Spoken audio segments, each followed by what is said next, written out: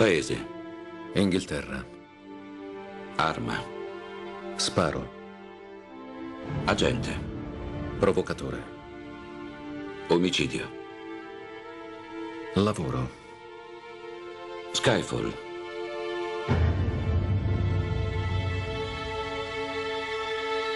Skyfall. Fine.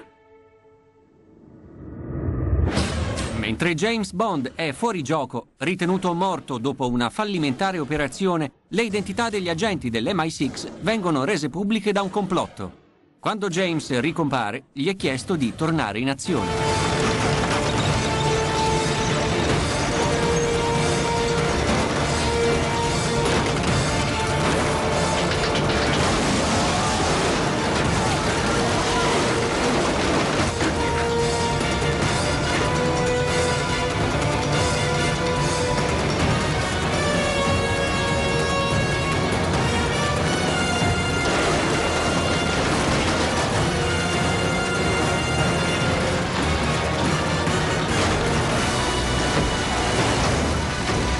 We had some very clear-cut plans for the film, not least of all having a good script, but it meant that we were, there was some, you know, Sam and all of us, but together there were things that we wanted to achieve, and I genuinely feel like we've sort of achieved them, and thankfully many, many more.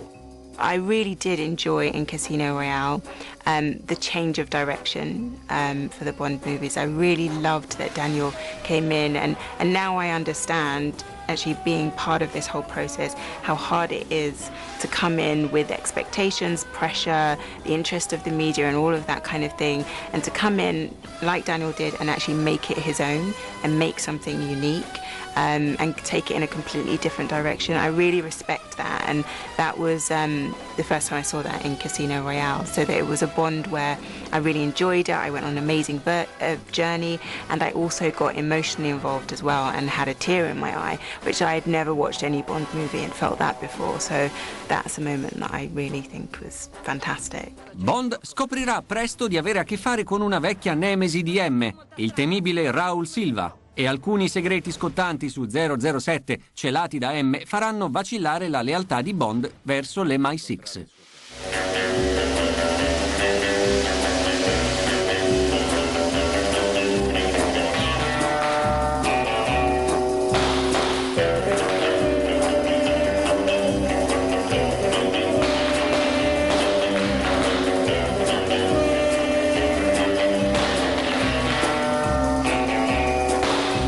Silva is an ex-agent that used to work for MI6 and for M, and he's angry. He's angry because he was betrayed. So in a sense, Sam and I talk about the idea of being a person who feels betrayed by his own mother, and all this rage and all this rage that goes with it, because he has been suffering that betrayal for years that almost end up with his life. So he wants some revenge, and he comes back very strongly with a very well thought plan, very well put together kind of plan in order to end up with M's life.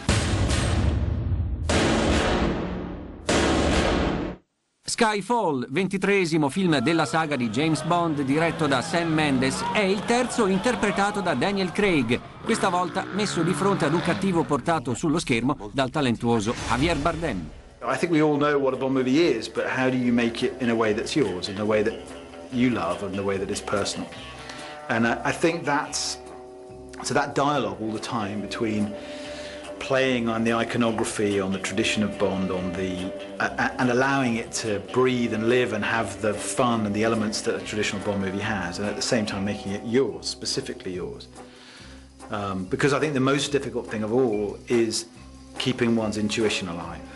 Because you get to the point on the 97th day, you're so pleased to have got a good take of whatever piece of action you're trying to do, that you can often forget to ask yourself, well, do you actually like it?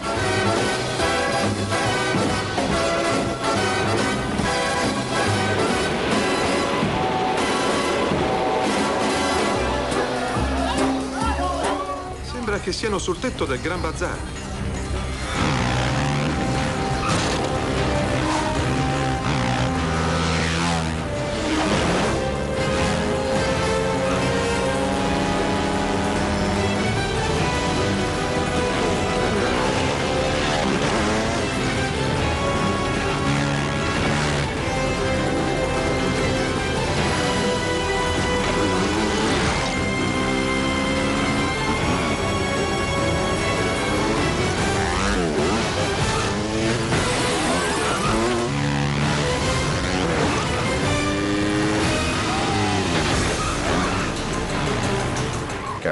Come back in, we've got Alexander Witt on second unit, and that kind of sort of combination means that we're going to sort of do something special, and all of us, and Gary especially, has sort of had has felt the need that we need to push this movie as far as we could. And we've always relied on the fact that we do things for real in Bond movies, and that's just the way it is. And if there's CGI, it's just to help out as opposed to sort of creating the scene. And I think standing on top of a train, traveling at 50 kilometers an hour, fighting with Oliver Pace going over a 300-foot drop was probably a standout moment.